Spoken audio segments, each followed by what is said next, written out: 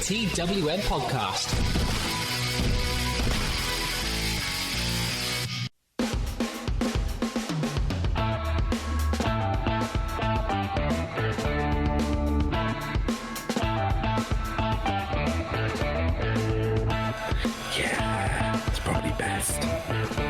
That was Tom whispering, yeah, it's probably best, because, this is Raw Talk, and it probably is best if we just start.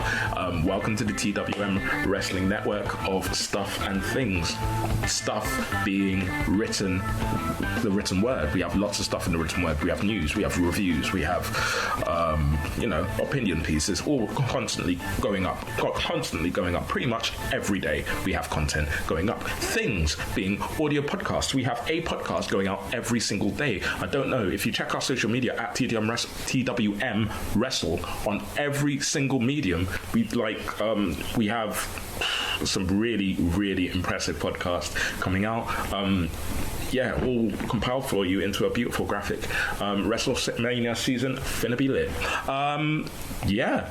That's who we are. We are a TWM Wrestling podcast, and this is Raw Talk, where it might shock you, but we talk about Raw.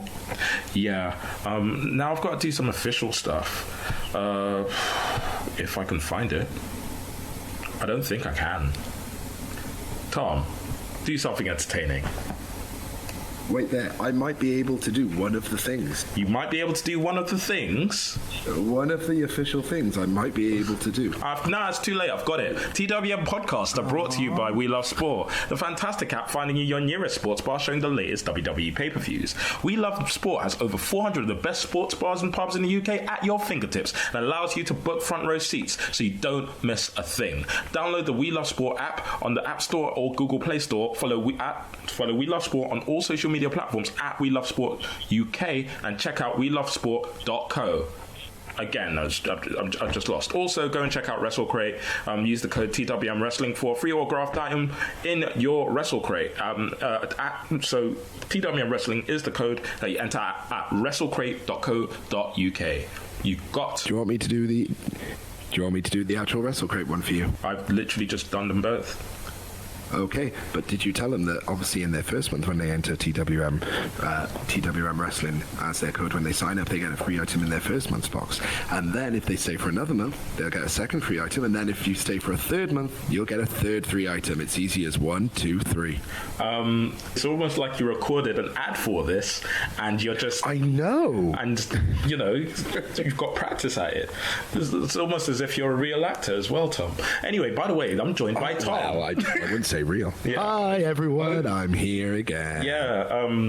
Hello my friends, I'm here again. Unfortunately, Victoria could not join us, and I know that she's the real reason why everyone listens to this, but let's just get on it. Let's just get on with it. Let's talk about Raw. It was a Canadian conversion this week, because oh my goodness, honestly, this is the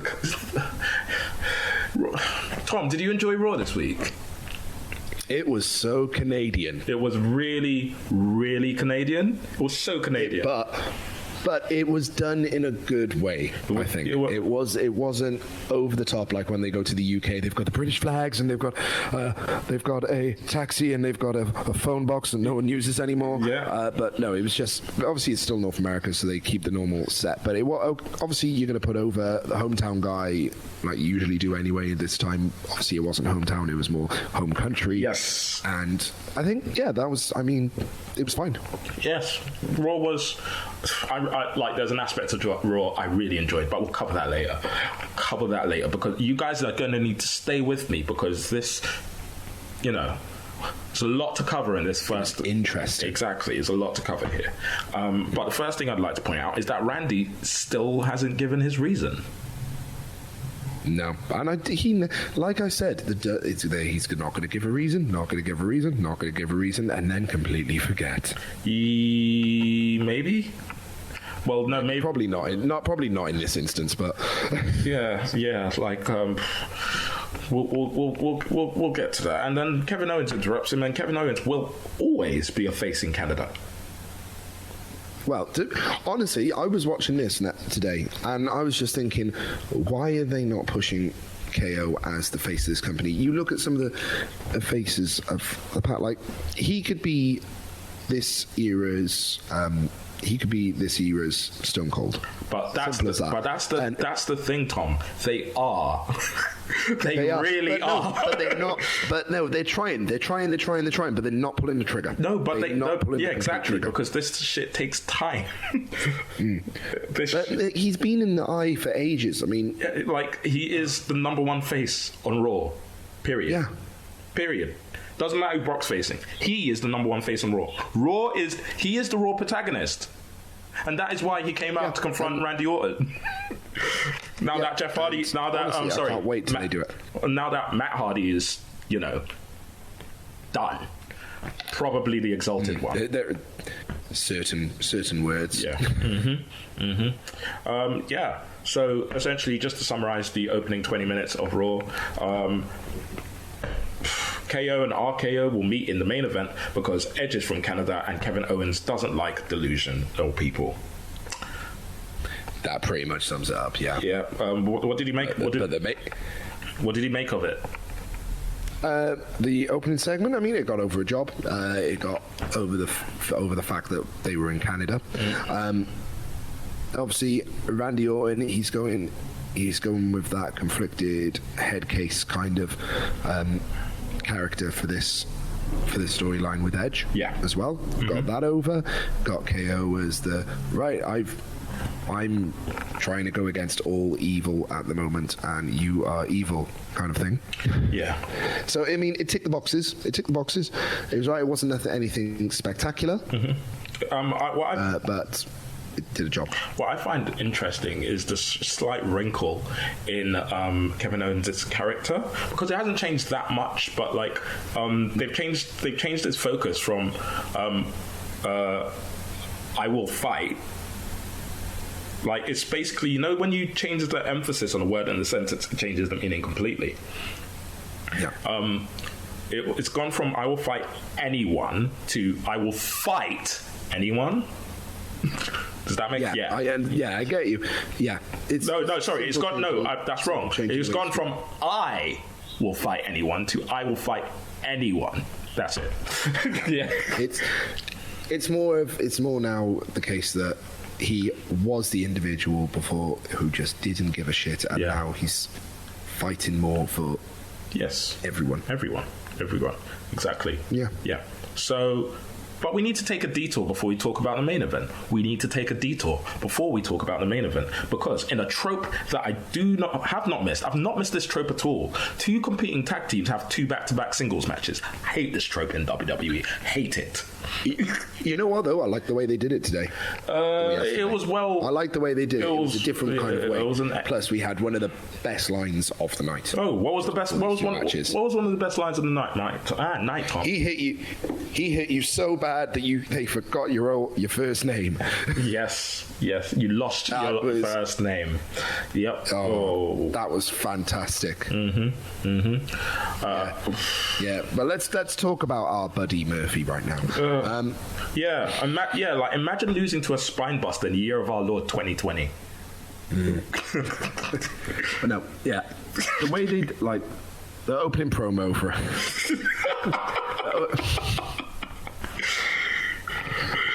I love making people corpse. It's great.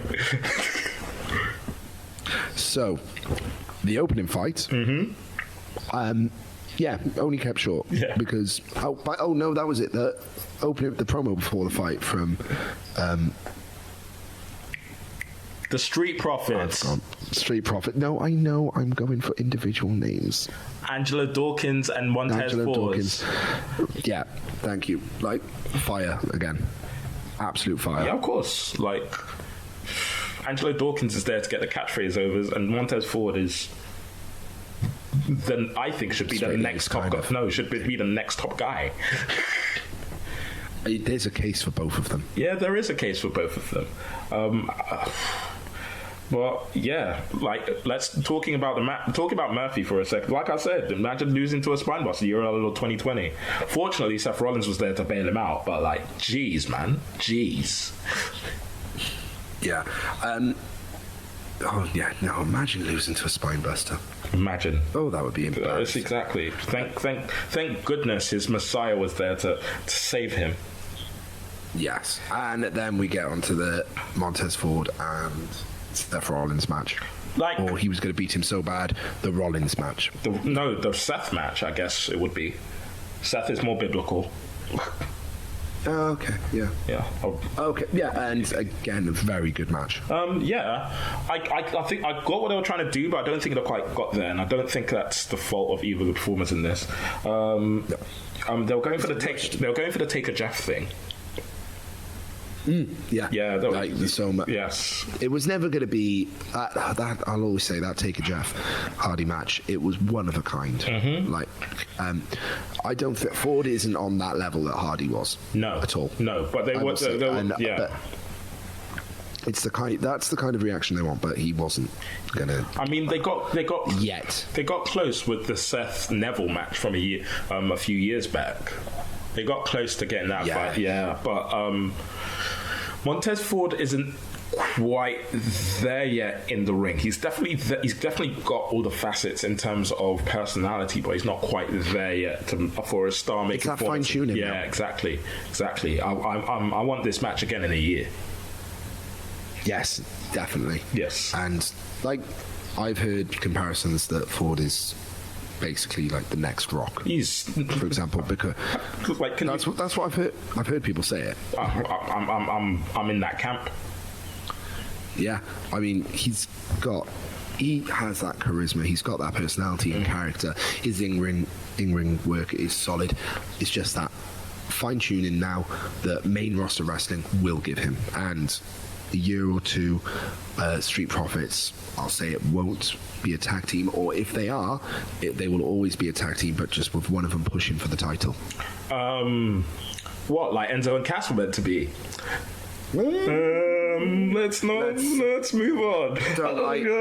Let's remember, I had to watch an Enzo match in person last weekend just gone, okay? And now we know what your any other business is going to be. Right, so if you're still following this thread, right? It's quite a thread, right? You ready? I'm going to do this a few times. Yeah. Right. So, KO and RKO have the main event. The Messiah and Disciples come out to interfere and get jumped by their myriad enemies. And the ref, who I'd never seen before in my life, cheated Kevin Owens out for win from the vintage. Everyone kicks out the vintage Orton. But apparently, but not often. Like, no one's kicking out that fast from that fast of a count. I mean, it's so great to see the Cabal have extended their reach to WWE. Oh my, yes. You have jumped ahead because the rest of the angle, I am confusion. You outline what's happening because I don't know. So the Orton with vintage Orton with the DDT from the feet on the second rope gets a 3 count. Everyone's like, what the hell's happened? Orton's like, what the hell's happened? KO's like, what the hell's happened? Yes. The ref is there going, right, Randy Orton's the winner. Randy Orton's like, okay, see you later. He exits the ring. We get the ref now. We get replays. It is a quick 3 count. 1, 2, 3. Yes. Bam, done. What the hell is going on? Everyone's confused. Yep. I am confusion. Oh, I forgot something. Go on. Because KO gets flattened on the ground. Seth Rollins chucks in a chair, gives another one to Randy Orton. At this point, he turns around. Kevin Owens is already up with the chair. He was going to go for the concerto, but didn't. Now, you forgot that Seth was going, "Let enough voices, Randy," in that really obnoxious voice he's got. Oh yeah, there's so many things happening in this segment. Right? So many things. So much going on. Okay, so they circle each other with the chairs. KO goes to raise it. Ref jumps up on the apron, takes the chair, and throws it away. So what the hell is this ref doing? At this point, Orton's like, oh, well, yeah, fudge this, fork this. And deuces. Deuces, yeah. I believe. Yes. And Orton's out of there. At which point the ref, for some reason, the ref is collected by Kevin Owens, get in the ring, and removes the ref's t-shirt to reveal the Seth Rollins Messiah t-shirt. That's right. Oh. And this is where I have a theory. Go on. And it is Yes. that Seth didn't hire him. No. But this is now the normal person turning to his cause. It is going to become a cult. So today we get the ref. One day we may get a random security guard, a member of ring crew, right? Things like that. It's going to be random, and it doesn't have to happen every week. It can happen every once in a while. But a random member of the crew are converted to the gospel of Rollins, we'll say. What I will say is, I feel like this would have had more. Firstly, you're 100% right. This, like, if you want to know if Pete Dunne or Chris Brooks have made it, then just know that, like, the fact that Monday Night Raw are stealing their booking. Yeah. This storyline was done literally.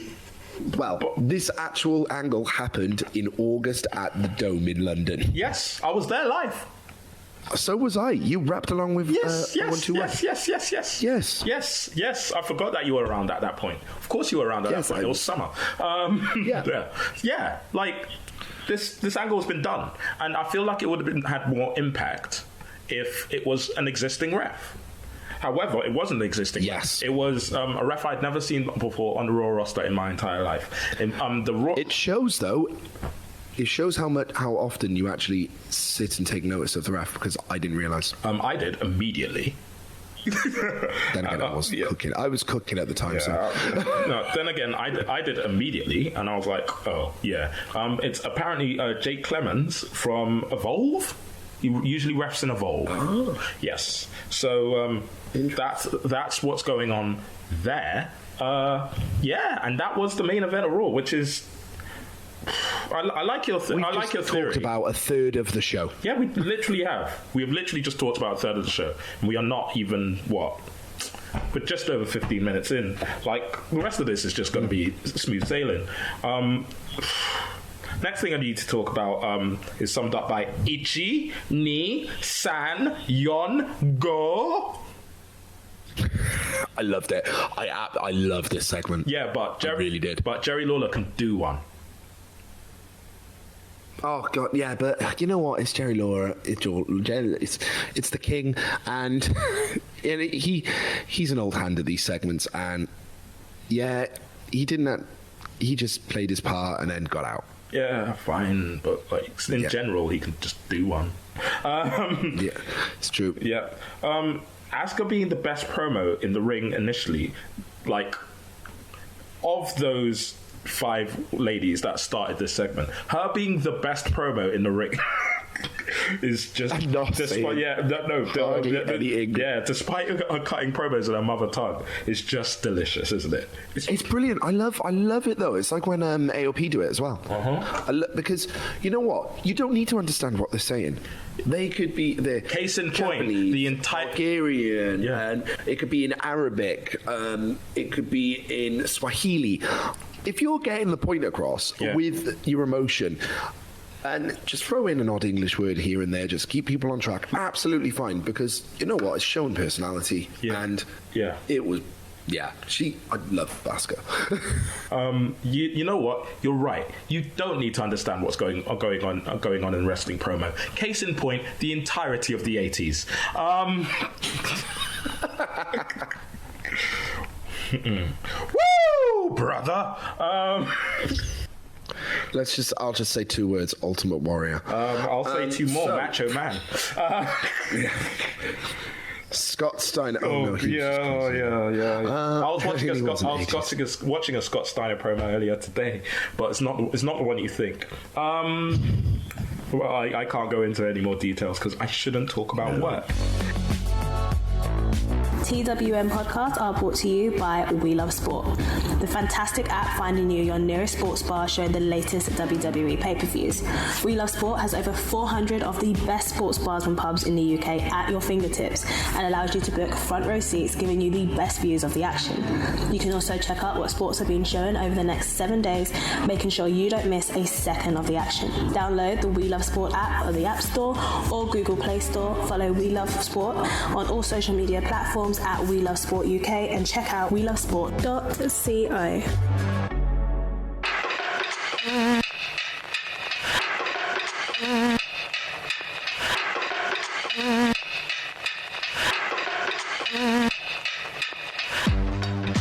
TWM podcasts have joined forces with WrestleCrate, the original and best monthly theme, monthly wrestling subscription service to bring you a fantastic deal. If you use the code TWM Wrestling when you sign up to a monthly subscription at WrestleCrate.co.uk, you will receive a free item in your first month's box. Then, if you stay for another month, you'll get a second free item. And then, if you stay for a third month, you guessed it, we'll give you a third free item. It's as easy as 1, 2, 3. WrestleCrate brings you the best swag from the biggest companies and names in the wrestling world. We're talking t-shirts, photos, pins, DVDs, vinyl figures, and loads more from WWE, Progress, Shakara, NXT, Fight Club Pro, and loads more.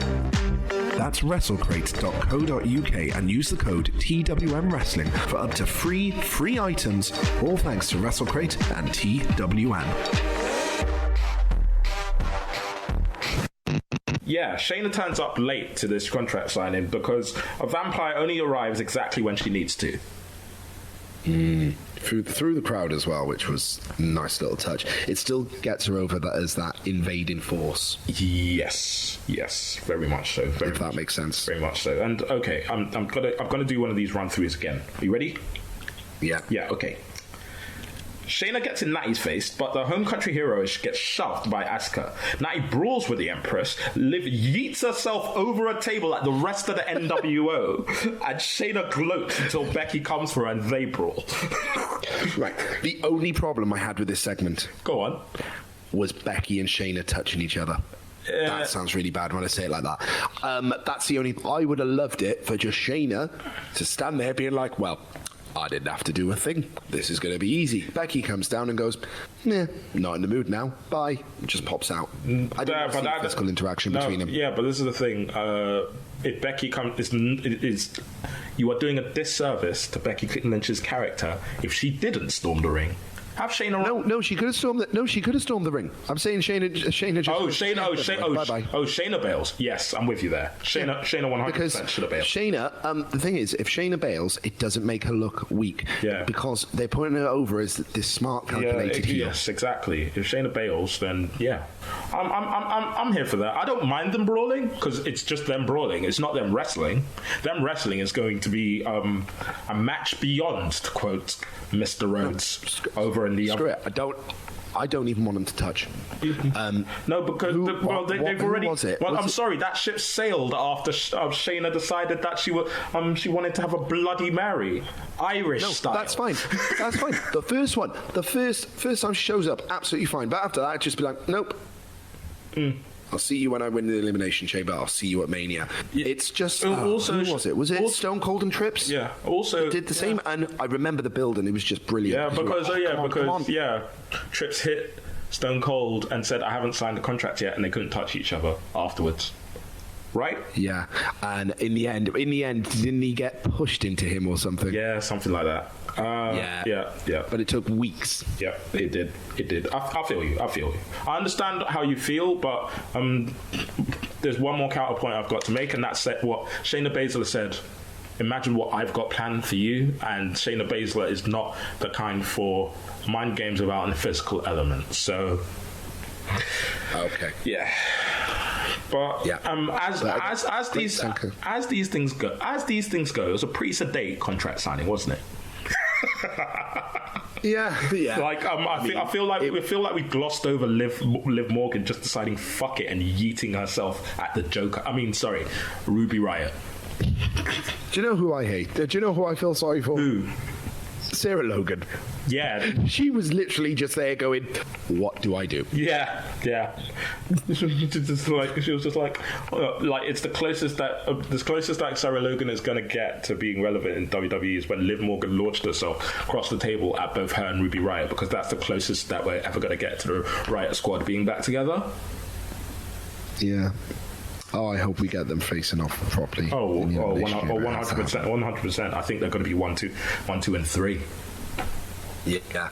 I think Shayna will be last and just eliminate everyone. Yep. Okay.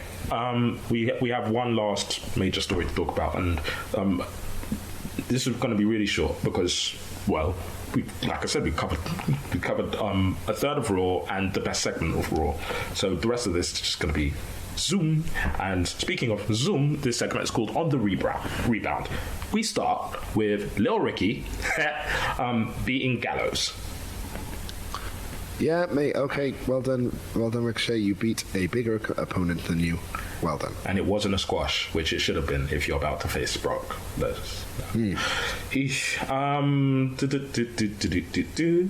In their frustration backstage and constantly losing to Ricochet, the OC beat down an unbeaten superstar in Aleister Black. Aleister Black, injured, still manages to beat Rowan. You know what, though? It still got over Rowan, and it got over both of them again. Like the point we made last week. Yeah. Two black masses. Exactly the same. And it didn't make Rowan look weak. Also, Rowan being concerned about the whatever's in the cage. Nice little story. Yeah. I expected a little bit more, but you know what? It wasn't done over the top. It was more like, you've just made me do that. I am going to kill you now. Like, this match was... I really like this match. Yeah. These two, it's a random pairing. But they met really well. They do. They do have chemistry. They do have... Yeah. I mean, like, watching this... So I don't mind. Watching this match one more time. Watching this match makes me wish that it was actually... I don't know, Aleister Black versus Luke Harper, but, you know, that's not going to happen. Ever. Well, it can't happen now. Yeah. Black, once the match is over, is interrupted and is interrupted by an interviewer, and he says, "Allow the cryptidness, I'm coming for you!" What? I can't finish that expression anymore. We'll cover that. We are going PG here at TWR. I was going to say we're going to cover that in any other business. Okay. But he's coming for AJ Styles, and that match has been announced next week. Do you smell a team? I cannot wait.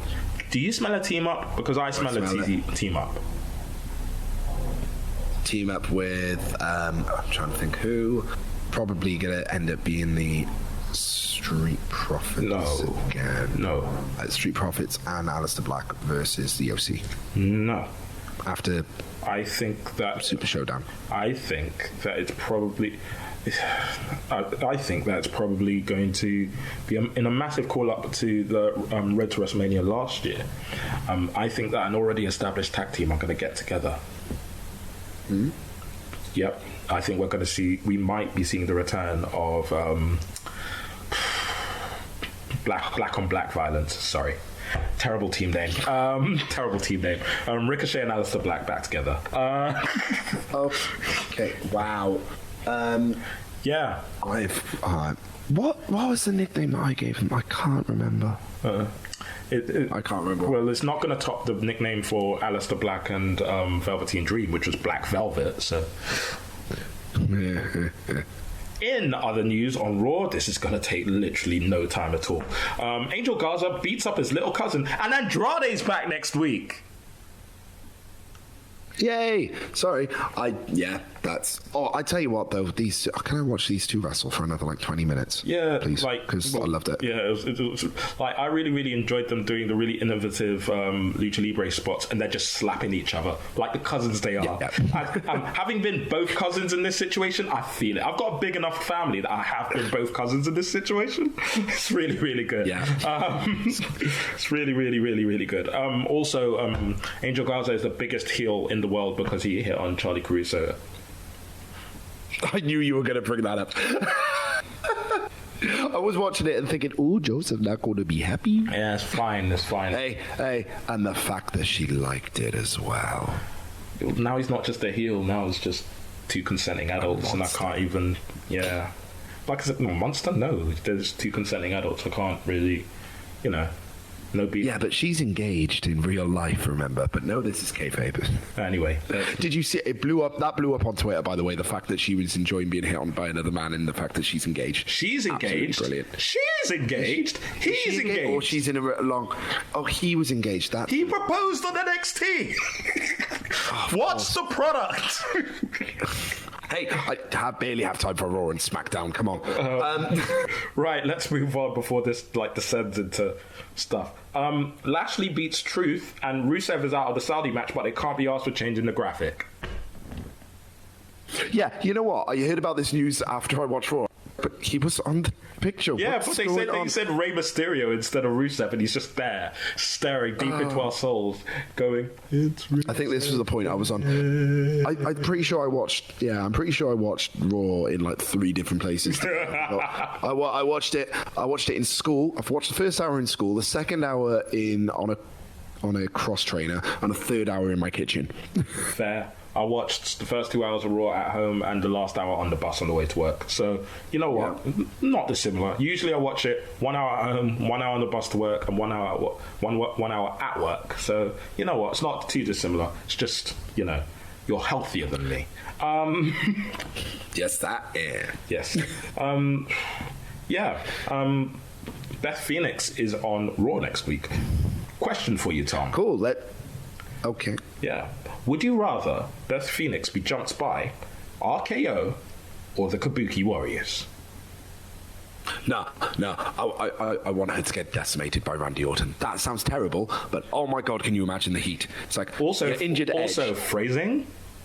Yeah, I know. I heard it after I said it. No, I want Randy Orton to RKO her and then go for a concerto. Oh. I just think, yeah, the heat would be. I know it'll never happen, but the heat would be astronomical. Yeah. I think they're gonna. I think they are They'll building. Go with Kabuki Warrior. Yeah, I think they are going with. They're building to Natty and Beth being involved in tag match. They're going to be involved. It's probably going to be a multi-woman again, which is a disservice to all the workers involved. Actually, the rumours I've heard is actually it's going to be a one-on-one match, a 2-on-2 match. Well, just a straight team v team. Yeah, that's what I've heard. Well, that's what with all of your sources, you're in Qatar. They're going to Saudi Arabia. You were chilling out with Eric Bischoff earlier this week. I feel it. Because that's that. Yeah, that. Let's not talk about work. And that's literally it. Because there was a Paul Heyman promo. Oh yeah, there was. Same as any promo. Also, there was a sit-down interview with Drew Charlie Caruso asked Drew McIntyre about his past, and for that she got a reasoned analysis of why he failed in WWE for the first time. I loved it. I didn't expect for the boots to the head to end this quickly. I was like, it was really great. It was just great to see him actually go, yeah, I got put free in free MB, and damn, it sucked. I'll be damned if the last thing that anyone remembers of me is me playing air guitar, which is a huge disservice to, Kyle O'Reilly. Yeah, it's true. It's true, actually. That guy's air guitar is awesome. Right, and that's Raw. Ladies and gentlemen, that is Raw. Raw is done. It's over. However, it comes to the part of this podcast where I ask my guest or guests if they have any other business. So, Thomas, do you have any other business? I'm going to set up a GoFundMe page for everyone to help contribute to my psychological health, because I had to sit through an Enzo match the other day, and I felt so sorry for Brian Pillman Jr. having to put up with that. Oh my god, that sounds like the best match ever. I've